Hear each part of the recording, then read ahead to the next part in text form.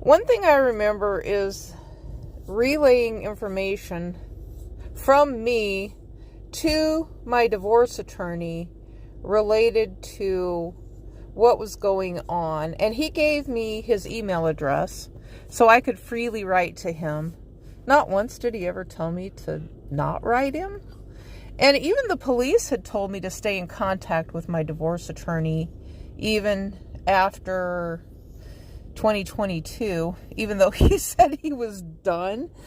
And I couldn't figure that out, why the police told me to stay in contact with my divorce attorney. Now, but I did get the distinct impression related to my divorce attorney that there was just things he couldn't say, or maybe he just didn't know what to say, or things just ended really weird. Let's just put it that way.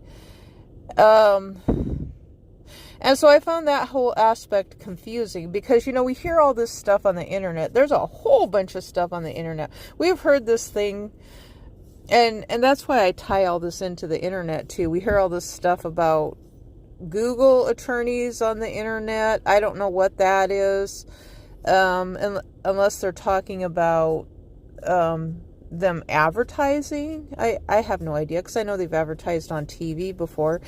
And I know the Morgan & Morgan commercial at one time was, they said, well, we didn't start out being, our intentions to be the world attorney, the attorney for the world, so it's kind of like they were playing on that, where corporate media called the United States military the world police, and they did that for a very long time, and it made no sense to me. It's like, why are they calling them the world police? They're doing their job that they're supposed to be doing, and now corporate media is lashing out at them, or the activism groups. Actually, a lot of times it's the activism groups and people, maybe it's not all corporate media. Maybe we're misdirecting some of our anger towards people that we shouldn't, and some of it is coming up from other places. I have absolutely no idea.